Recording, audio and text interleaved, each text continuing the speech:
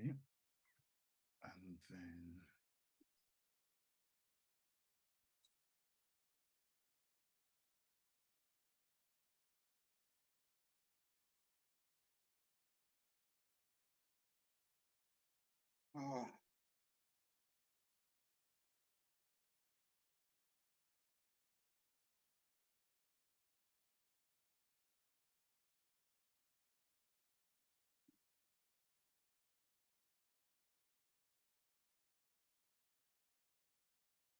I'm going to start allowing people in now, sir. Sure. Yeah, 59.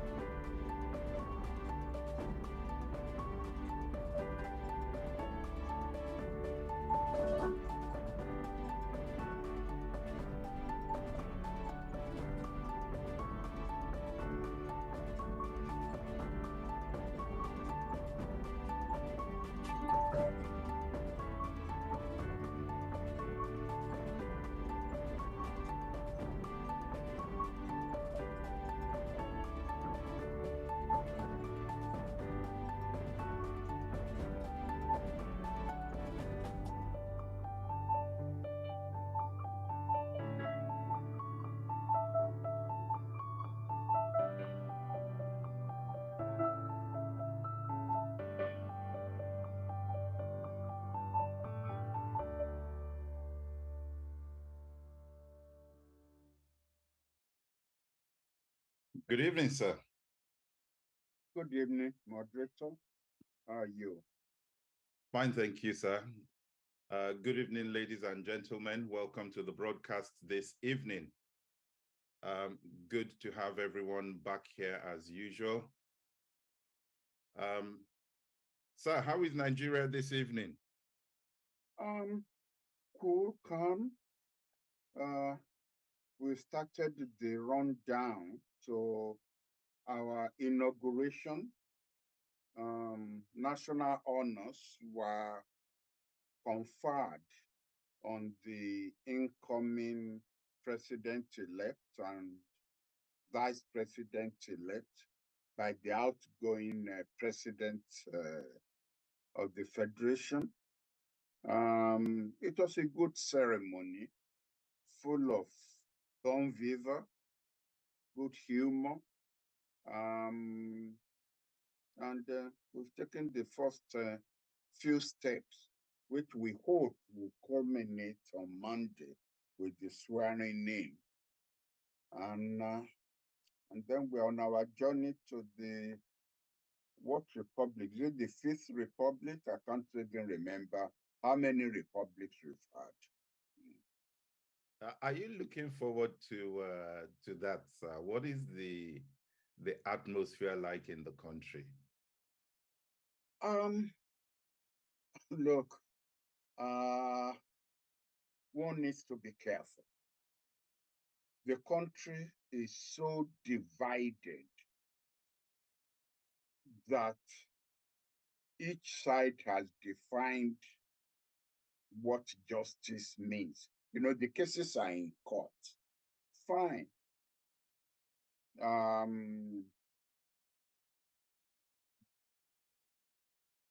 Whoever loses in court will say he didn't get justice. And of course, whoever wins will say justice has been served. Now, of course, it is part of our culture. Go to the prison yard. There is no guilty person there. It's either the witches from his village conspired against him. That's why he was found guilty by the judge, or the judge was prejudiced against him. That's why he was found guilty by the judge. Nobody ever admits guilt. So I'm not surprised that justice is being defined by whether it's one side wins the case or not. But this is not new. Those who are my age will remember that even from the 1950s, cases ended up in court for the court to decide who actually won.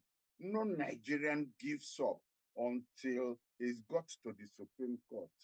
And it's because there are no lawyers arguing cases in heaven that Nigerians then don't appeal to the celestial court. We don't give up. We don't say, all right, I mean, I've done my best. That is it. No.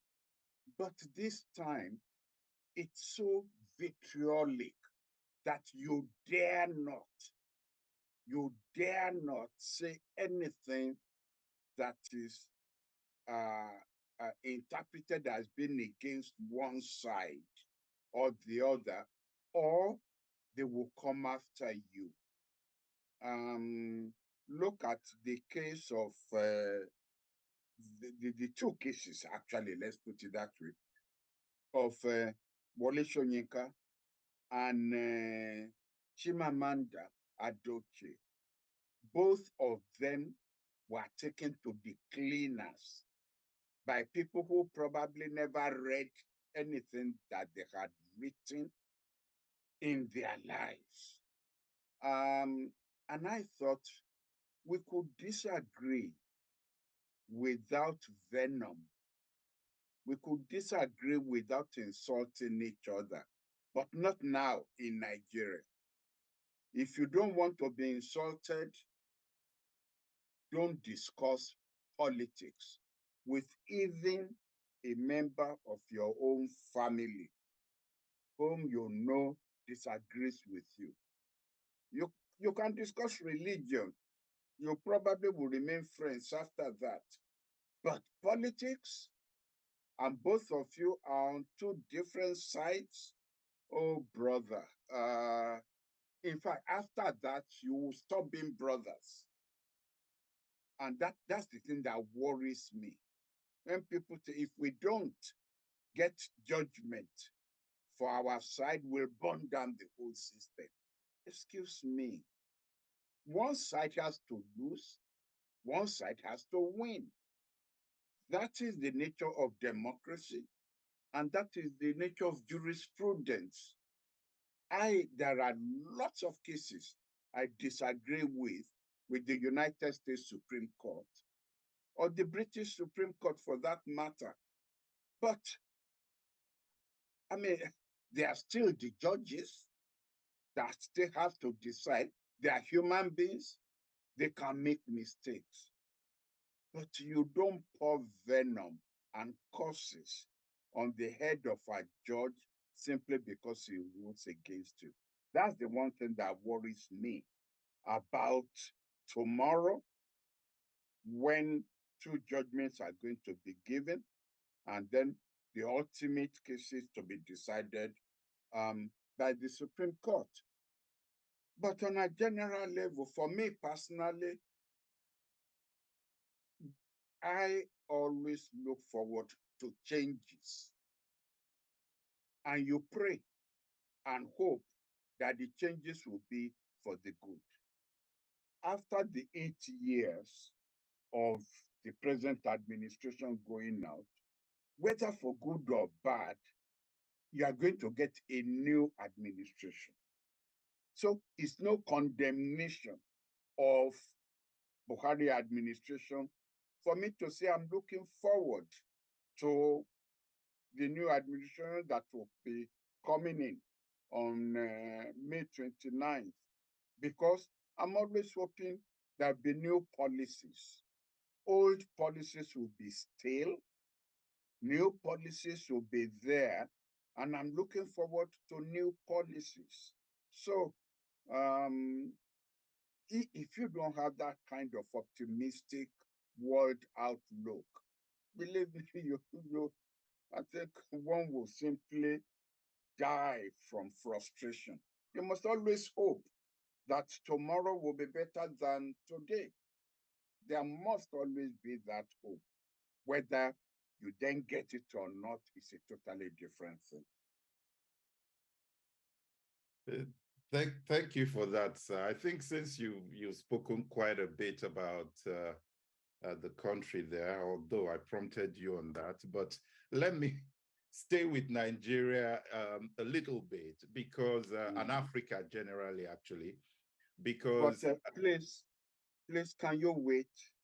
Can I plead with you to let me make a few introductory remarks about two issues? Go ahead, if you sir. permit me. Go ahead, sir. The first is about the death of one of the greatest bankers that we've ever had in Nigeria, Otumba Shobomi Balogun. Why have I picked him to pay tribute to him? Because of what he symbolized. Apart from the fact that he's an old Igbobian, and wherever you see an Igbobian, you've seen a gentleman, a man of culture, a man of values. But it's not because of that. He represented one, fidelity, loyalty, honesty, and tenacity of purpose. very quickly. During those bad days of our topsy-turvy politics in Nigeria, leading to the Civil War, he had a neighbor whose house was next to his. The neighbor had his family and ran away to the east, leaving the house vacant. And all, what do you call these people who move into empty houses? All of a sudden showed up, and different kinds of people are starting to move into the house. He got them driven away. He took possession of the house and started renting the house to tenants and collecting rents. Nobody knew how the war was going to go. Nobody knew how the war was going to end. Nobody knew who will win or who will not win. Cut a long story short, after the war and the side of his neighbor lost the war, the neighbor showed up with his family. And thruMYeyes Balogun went to his neighbor and said, here is the rent that I had collected for the 3 years or so, or 4 years that you have been away. I have told the present tenant that it is your house, the final decision is yours, and whenever you show up, they will have to vacate the house and the unspent rent will be refunded to them. He did that. He didn't collect any, what do they call it now? I've forgotten what you call it, when you take your own cut from the rent. No, he did it honestly. He did it because he was loyal to his neighbor. Let us skip several years. He now decided that he was going to establish an investment bank. He had filled in all the papers. He had paid all the fees. Nothing from the central bank, nothing from the Ministry of Finance. We still do that, even up till today. Governance, is so anti-investment in Nigeria, even up till now. Having tried everything, he then decided to write to his neighbor to please help. I don't think the letter got to the neighbor.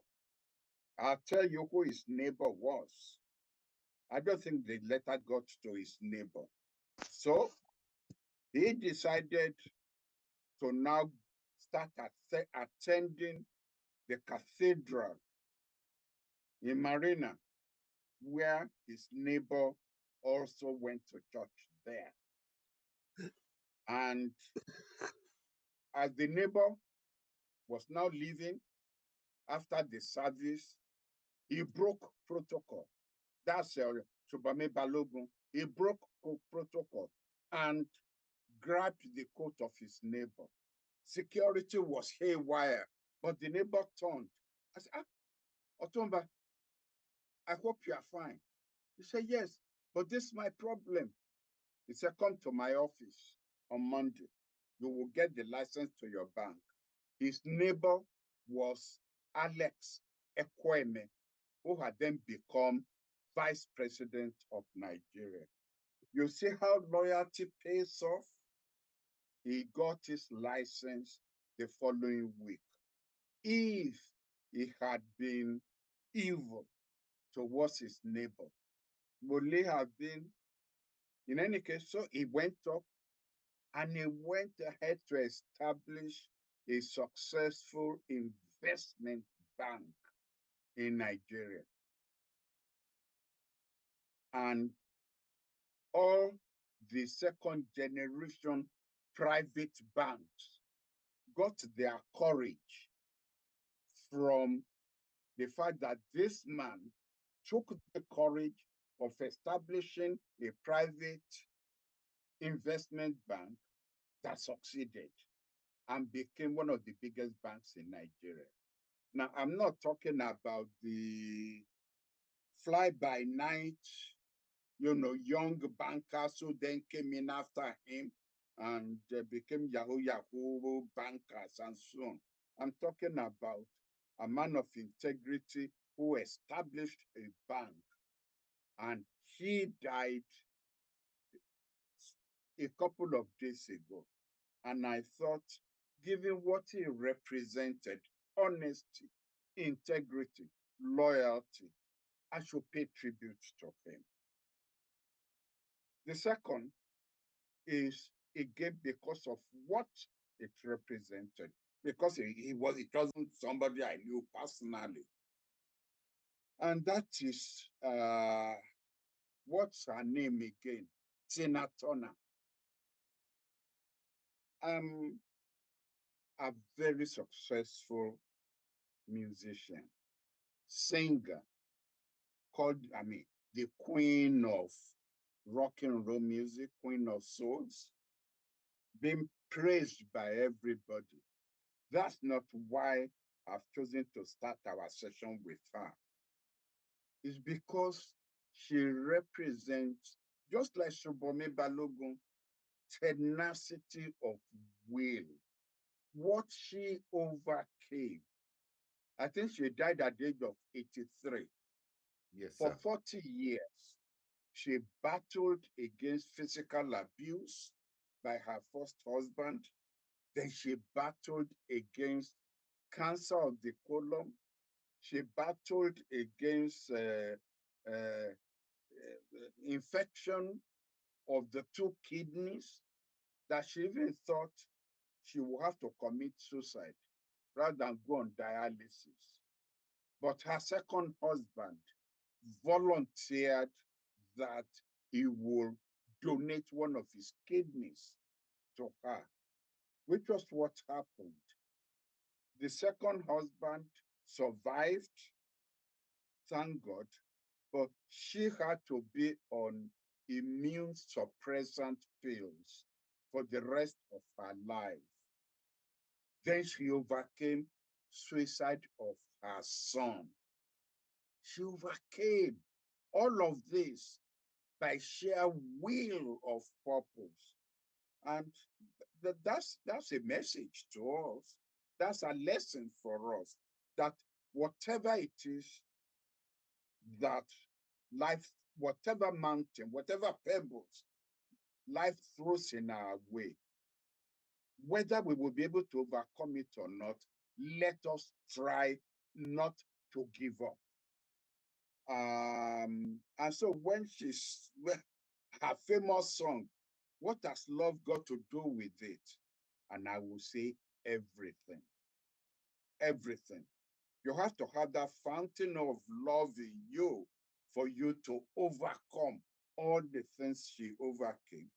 You have to have that source of love for your husband to offer, to donate his own kidney. Not sure whether he will overcome, whether he will survive the operation or not. So those are the two people that I want to pay tributes to at the beginning of our program, because of what they represented and what we can emulate in our own lives. Sorry if I caught you by surprise. Well, you did actually. On the second one, you caught me by surprise on that one. But I think you occasionally it's good for us to think about some of these things, that these people went through their own challenges and they survived. But your story about Otumba Balogun is quite an interesting one that a lot of people would probably have missed that story or never have heard it. You know, if you didn't mention that now, I'm sure it's probably gotten a lot of people on this platform thinking about how they may want to make necessary adjustments. But since we're on Nigeria, let me let me ask you about some of the good news that came out of Nigeria this week, and that is about the commissioning of a private refinery in Nigeria. What do you have to say to that, sir?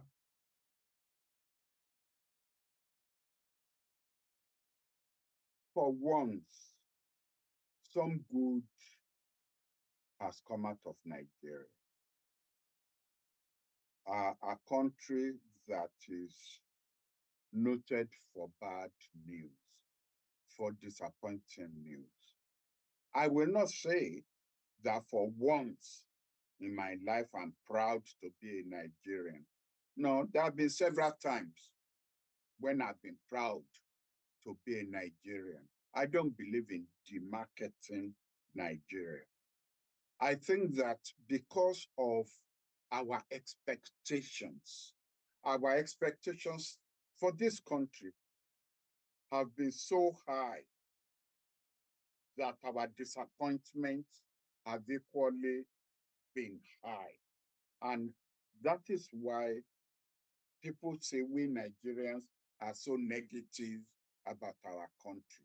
Is because we expect Nigeria to be on the moon now. Imagine how I felt sitting there and the whole world is hailing this first Saudi Arabian woman who has just flown by rocket to the moon. And there she's joined that first United Arab Emirates lady scientist who also went by rocket to the, oh no, sorry, not the moon, the International Space Center. If I were a Saudi citizen, never mind that we are not allowed to drink alcohol in Saudi Arabia, but that bottle of Lafite Chateau or that bottle of champagne, that I've been hiding under my bed, I will produce it, even if the police are going to come out after me. They will understand why I'm celebrating. Nigerians expect that the first African astronaut will be from Nigeria. The first African astronaut to go to the moon will be from Nigeria. If there were a country where we will be manufacturing cars, now it will be Nigeria.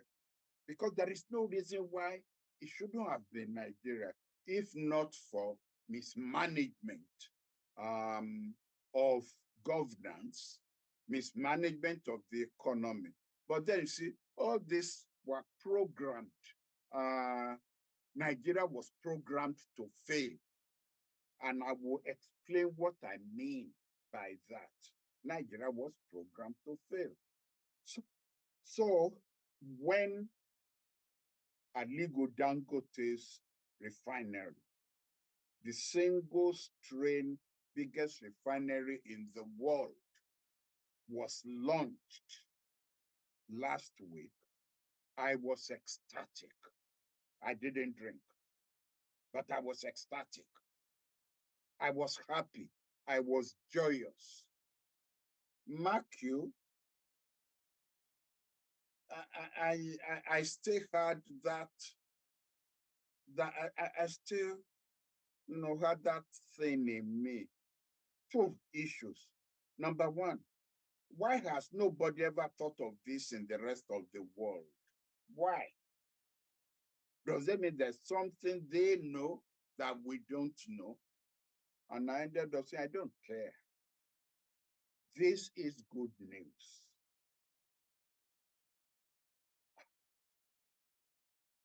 But I knew we were asking for trouble.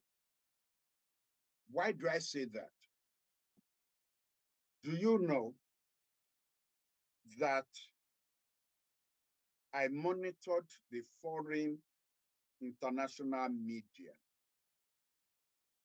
and their coverage was not only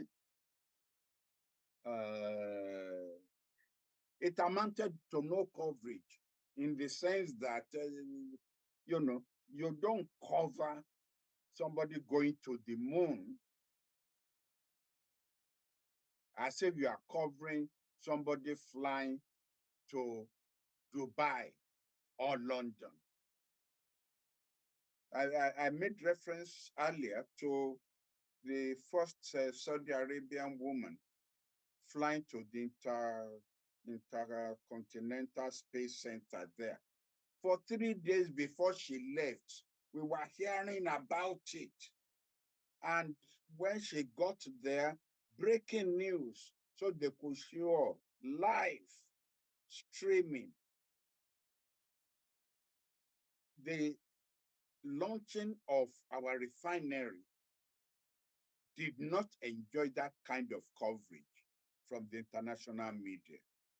And when finally Al Jazeera decided to take it to prime news, what they covered was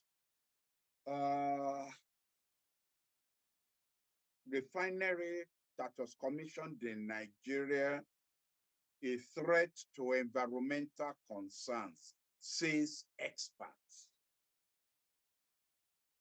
That was what they emphasized. And why? Because this refinery is going to be a game changer. What is going to produce,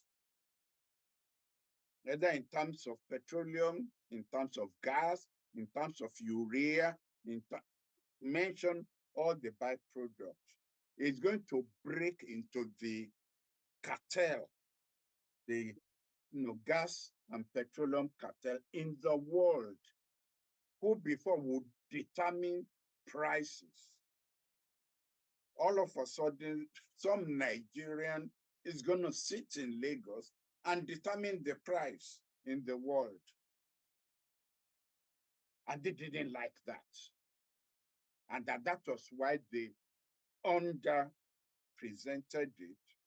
And when they finally decided on the coverage, it was the negative aspect. And yet have they made to understand that this is the most environmental friendly refinery in the world. So, and that's why I said to you earlier that Nigeria was programmed to fail at independence by making sure that the leadership of Nigeria was not handed over to university graduates or lawyers who have been practicing for donkey years, or professionals.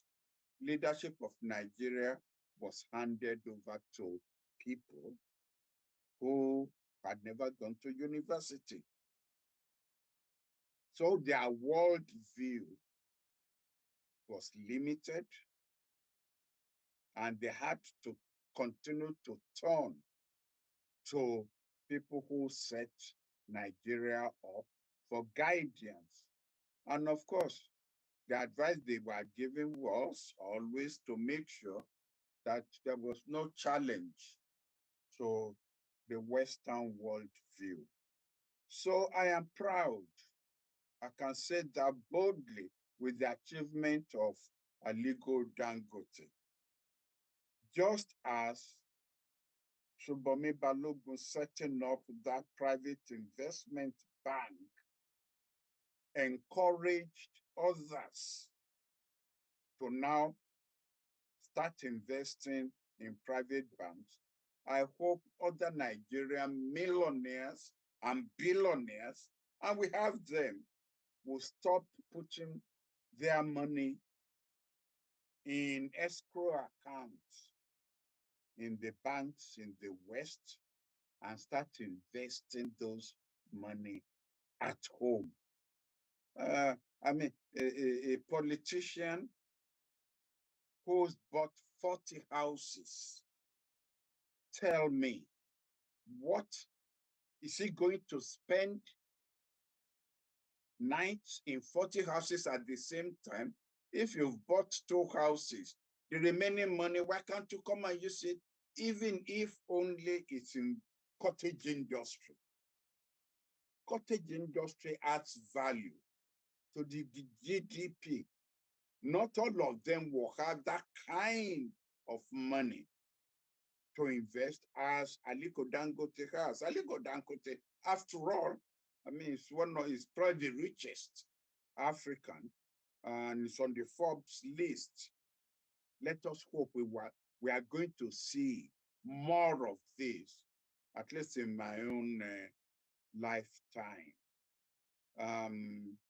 I can see a hand up on my own screen. I don't know whether you can, because I will welcome challenges to my worldview.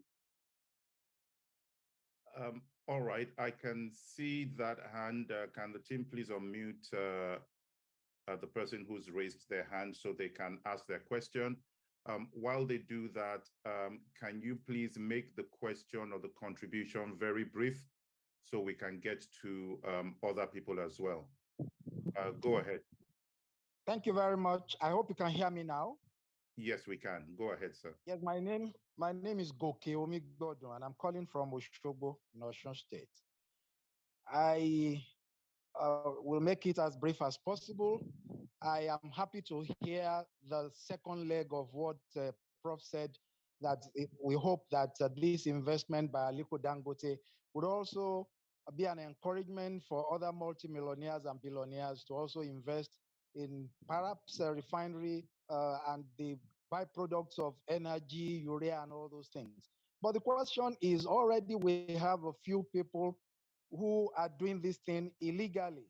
And so many Nigerians believe that if we have so many of these ones that are illegal right now or illegitimate, if they are licensed and then we have so many modular refineries, then the same argument.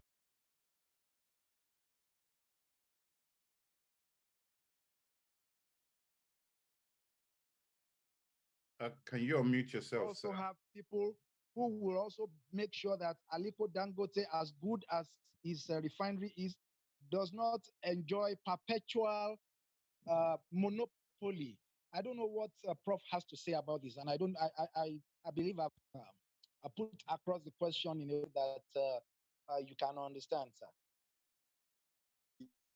Yes, yes. Goke, I understand. Goke is our cousin, by the way.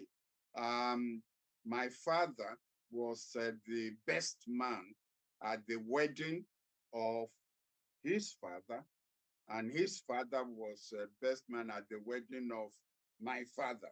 So there is family connection there. Thank you for your question. My position is the same as yours. Even at the 2014 National Conference, I got some people on the floor because as deputy chairman, I was supposed to have no position and no voice. But I sponsored a motion on the floor to recognize this quote unquote illegal refineries, license them, then give them conditions so that they can improve the quality of their production. And all they will be doing is selling to the locality, the community. That will add to the quantum of locally produced petroleum. Oh, they were shouted down. We want to legalize illegality. Is that what the conference is all about? No, they should go to jail. They should go to this, they should go to that. As I said, unfortunately, I couldn't intervene. I couldn't interject my point of view that let them go and look at the history of industrial production in our so-called developed countries. Because unfortunately, people representing us don't know history. I grew up at a time when we laughed at Japanese pens and they thought they were being smart.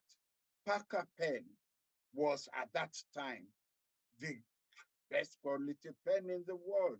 So the Japanese will produce P, full stop, Aka pen. So when you are buying, if you are not careful, you'll be buying Japanese P Aka pens, thinking you are buying British Parker pens.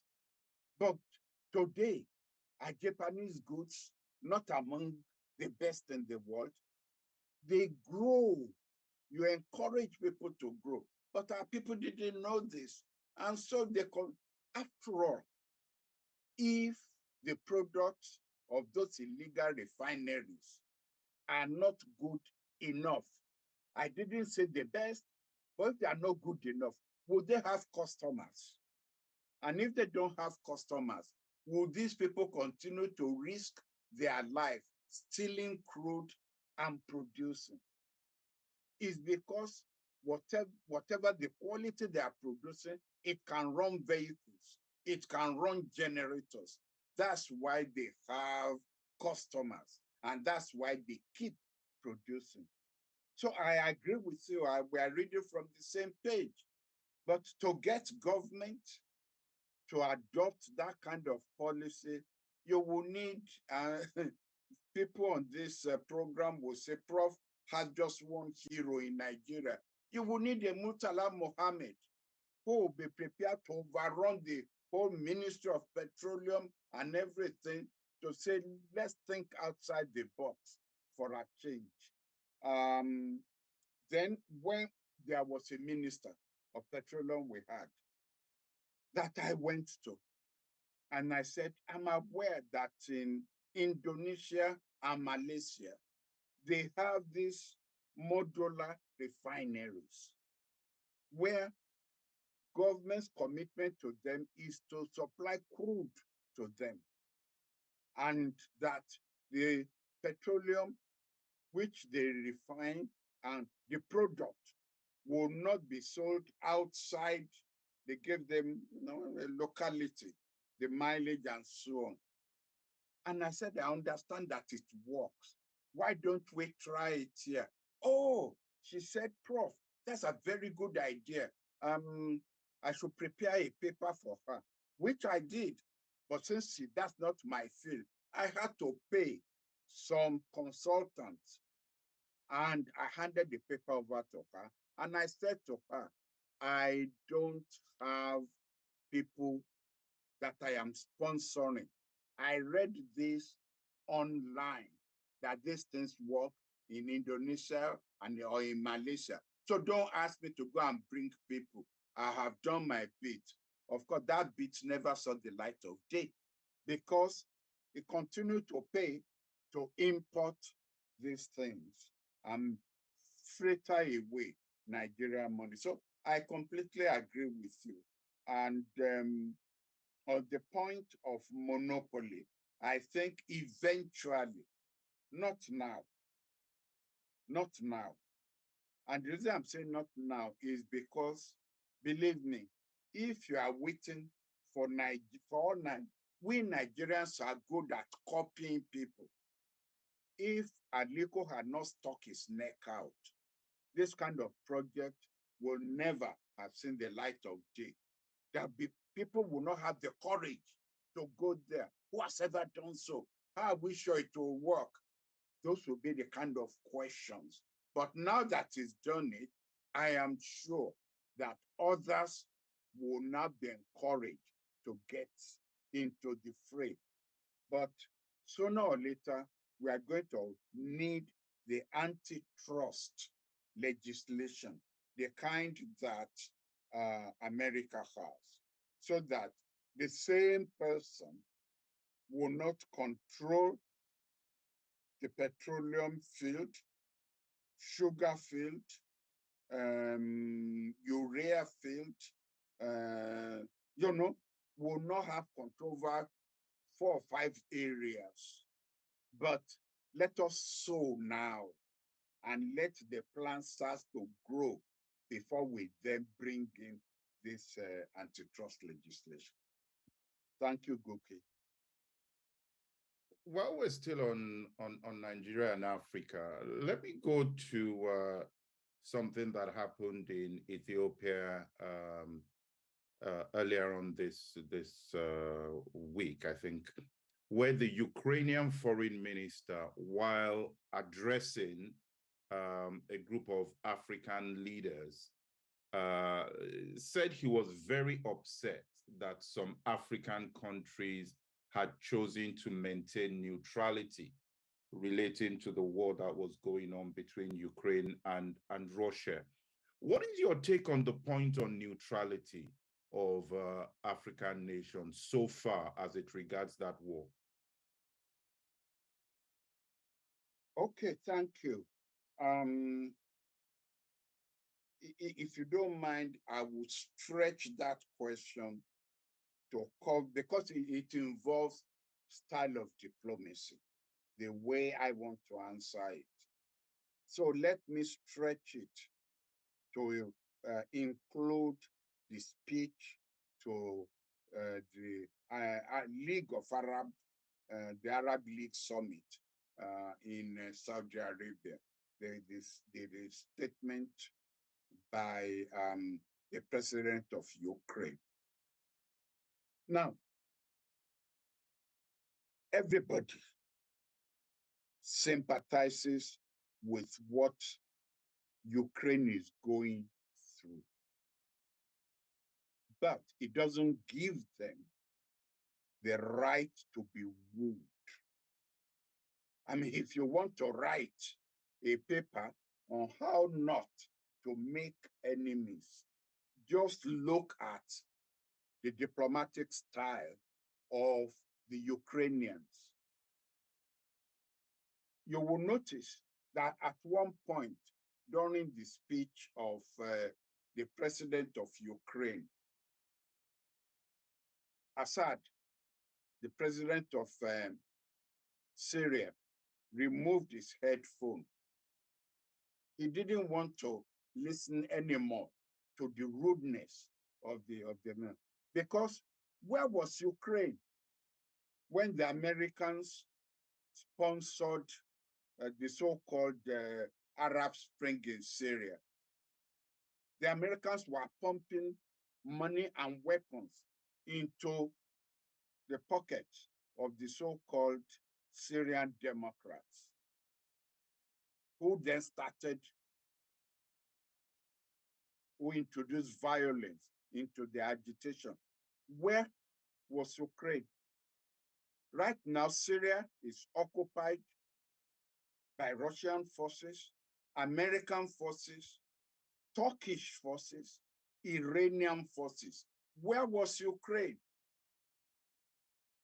And I've mentioned it on this program before, that there was a resolution before the United Nations Human Rights Commission calling for condemnation of racism in the world. And while those resolutions were passed, Ukraine joined the 5 or 6 nations that voted against the resolution, all on the grounds that the issue of reparation was included. Our forefathers have this saying that if you want to step on a wet ground, you throw water before you. What has Ukraine ever done for Africa to support African objectives, at the United Nations or anywhere else for that matter? Were Africans not maltreated at the beginning of this war?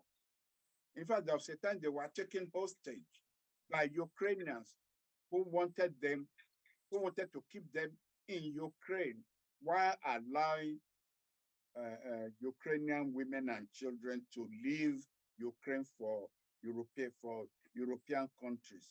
The Africans were being removed off public buses and public trains until the Ukrainians were told that this is not making for good international coverage.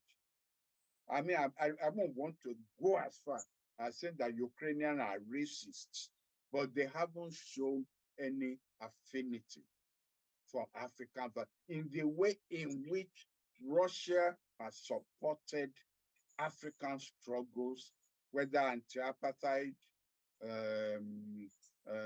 anti-colonialism, or even the resolutions that we bring before the United Nations. So I think that the Ukrainians should be careful. What they are suffering does not entitle them to diplomatic rudeness.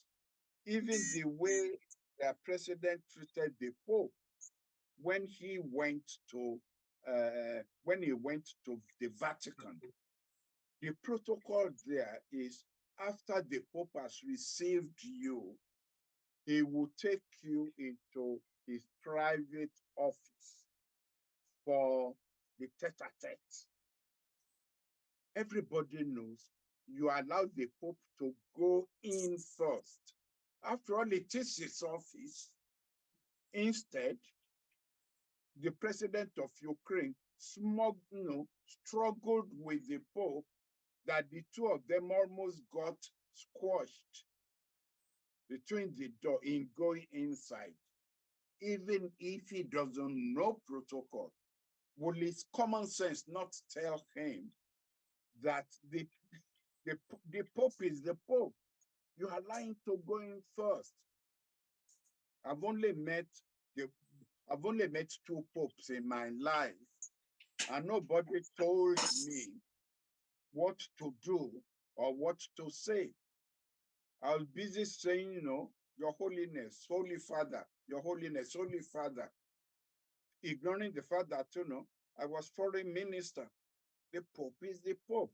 But the Ukrainians have now got it into their head that everybody in the world owes them whatever it is they want, and that they don't owe anybody anything. So I mean, if I had the opportunity to talk to the Ukrainian diplomats, I would tell them, you are taking the wrong, you are making enemies for yourself. Thank you for that, sir. I can see, Dr. Dapper Thomas, you had your hand raised earlier.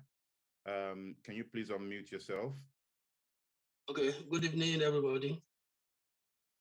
Good evening, sir. Well, I want to I want to react to Prof's to maybe the 3 issues Prof raised. The first was that Ukraine never supported or never showed any sign of assistance or support for the Syrians or for the Assad government during the attack. During the Arab Spring. And then the second one, he was talking about what Russia has done for African countries, which I'm not going to dispute, but I'm going to disagree with the first position. The Pope issue, I may even make some comments. Now, the first one, that Ukraine never showed any sign of support or any assistance or never did anything to Syria, when the Americans were pumping money and everything to support the rebels that were against the Assad government. Now, the position is this, at the same time, we must remember that the US was also was not helping the rebels alone. It was also taking part in the wiping off of ISIS. You know, they were also fighting against ISIS in Syria. You know, any land, any territory, anywhere the ISIS had established its emirate or whatever, the US would definitely attack. So it was the problem in Syria at that time was an internal problem. It was not an external thing. It was not something that was external. It was an internal thing. It was about a change of government.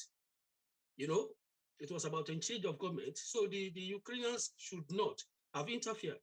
But we are talking of a global issue here. Global issue in the sense that this is an external aggression. Under no circumstance or whatever should Russia have invaded Ukraine. And it is not this particular external aggression or this kind of aggression does not call for any kind of neutrality. So if Ukraine now, you know, I mean, until this last week, they never forced anybody to support them. But they saw that, look, we cannot continue to allow this kind of thing because it is Ukraine now. It can be any other nation later. So this is a different scenario. The first scenario was internal affair, or was an internal affair of Syria, and there was no way that Ukraine would come in.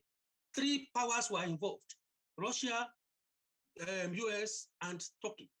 They were involved, and all of them had different reasons for joining or for wanting to remove Assad from the government.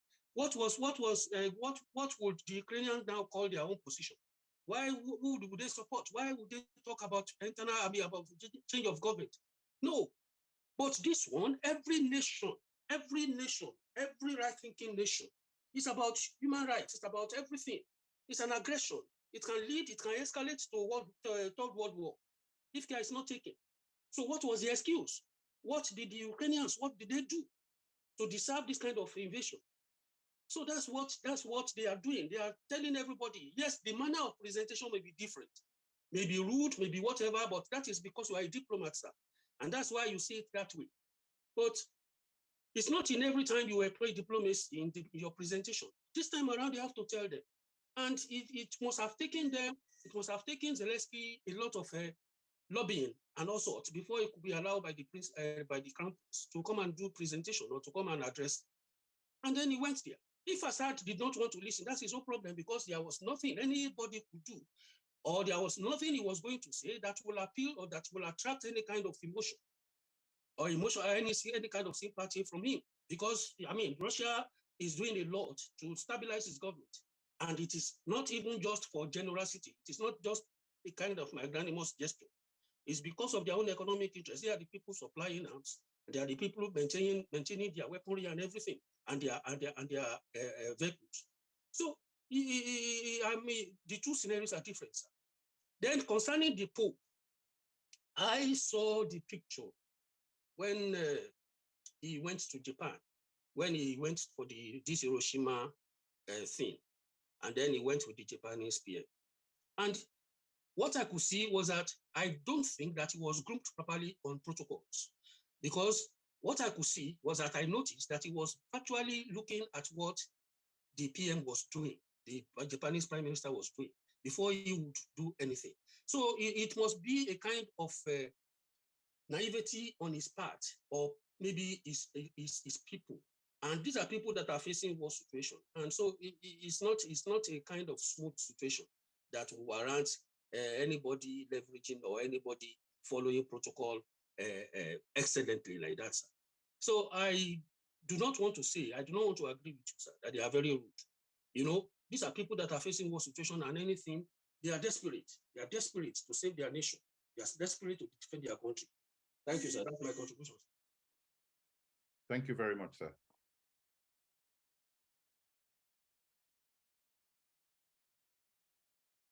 Do you want to respond to that, sir? It's good for us to hear different perspectives as scholars. That's why we are scholars, that, you know, we faced with the same facts, our interpretation will be maybe different. And that should be encouraged at the end of the day. But just the little remark I will make is that Dr. Thomas, in a way, I mean, I get the point he's making, but then in a way, towards the end, he contradicted himself. Because if the Syrian situation was strictly an internal affair, what were the Russians, the Americans, the Iranians, and the Turks, as he himself admitted, what were they doing there? The murky world of international politics. We don't have documentation to show what CIA was up to, what the Russian intelligence organization was up to. Before then, they all started establishing military bases. But if it was an internal affair, then those people should not be there. But here and I agreed that the Russians, the Iranians, Americans, Turkish were there and are there. So it really and anybody also who anyway, let me not expand that. The Arab Spring in Syria was never an internal affair. They were externally sponsored. But then, as I said, as scholars, we can agree to disagree. And that is acceptable to me. 2 points came to my mind as you were speaking, sir, and I found there was an interesting point. I think it was during the week that someone raised, which somewhat brings together Ethiopia, where the Ukrainian foreign minister was talking, and your reference, you used the term style of diplomacy. And this is in relation to the story of a young boy, a prince from Ethiopia, that had come to the United Kingdom around the 1800s, 1830, or somewhere around there, and died in the United Kingdom, was buried at Windsor Castle, and the family have now asked for the body of the prince to be returned. And the Buckingham Palace is saying no, because removing that body would be disturbing, could potentially disturb other bodies that had been buried in the same place. What kind of a diplomatic challenge does that present for the royal family and for the government of Ethiopia?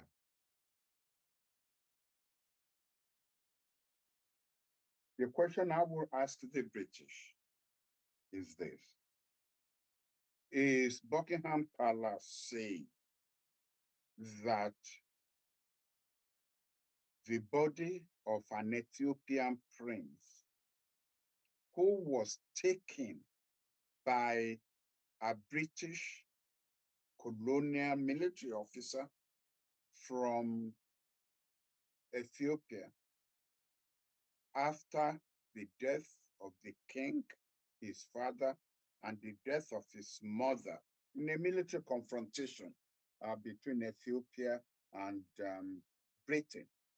Are they saying that the boy was buried as a pauper in a mass grave, and that is why looking for his body would disturb other people buried nearby? Even ordinary civilians are given their 6 feet by 6 feet separate, unless it is during the time of a pandemic when people are buried in mass graves. Are they telling the world that this Ethiopian prince was buried in a mass grave in Windsor Castle next to St. George's Chapel, where kings and queens and princesses are married? I am appalled. that the British don't even recognize the implication of their justification for refusing to release this body. The prince didn't go voluntarily to England. He was taken, whether you see as a hostage or as a prisoner, he was taken to England. And in fairness, I mean, to make the picture complete, Queen Victoria took a liking to the boy and ensured, and ensured that he was educated at some of the best private schools and was then sent to Sandhurst to be trained as a military officer. So in life, even the royalty showed him recognition and respect. But in death, are they saying that he was buried in a mass grave? Because if he was not buried in a mass grave, and there is a sign on his grave, which said, I came as a stranger and you took me in. That brass plate is on his grave. Are you saying that that brass plate covers all the bodies that are there? Oh, come on. And would the British accept this if a member of the body of a member of the royal family was buried in a grave, somewhere in the rest of the world? Or would they ask for that body back? And in any case, bodies are dug up to be reburied once you can use DNA to identify bodies of soldiers. In fact, the American doctrine is we don't leave a body behind. And those who follow historical facts know that even people who died during the First World War and their bodies are now discovered because they were digging up this or digging up that, are returned to Britain or to America to be reburied. Recently, last year or so, the body of a king, an English king, the one who was depicted as a hunchback by Shakespeare, was discovered in a car park, I think of Gloucester, in Gloucester. And it was dug up accidentally, but there were historians involved. And through DNA, they were able to prove that that was the body of, whether it's Richard II. And the Queen gave permission for him to be given a royal burial covered with the royal standard under the altar at Gloucester Cathedral. If you could do that to the body of your own king, why not release this boy to be taken back? So the fact that the Ethiopians don't have a monarchy anymore does not mean that they don't have royal graveyards. I think it's appalling and rather condescending.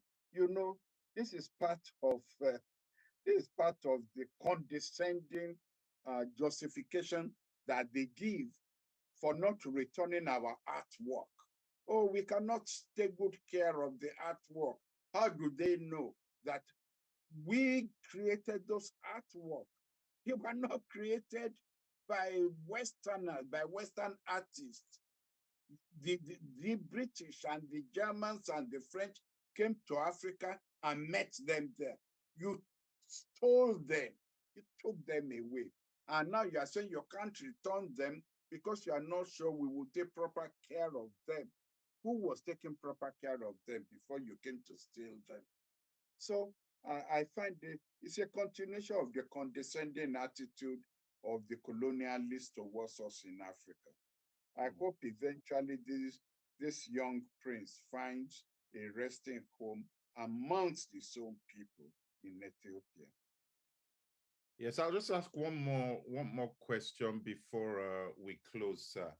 And this stems from the fact that one of the reasons Russia was concerned about Ukraine joining NATO was proximity to Russia and the fact that you've now got potential hostiles pointing their weapons at Russia. But now NATO is planning to open an office in Japan. And of course, China is now kicking back on the back of that. What kind of a diplomatic challenge would that represent, sir?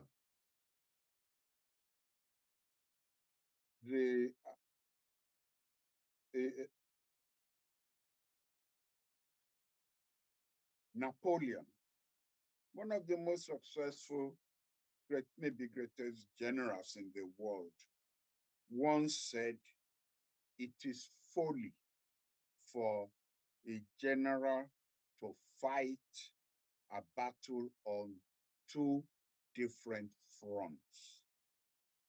NATO is about to commit that folly. You will now have a Western front facing Russia, and then you have an Eastern front facing China. Surely that's a recipe for military disaster.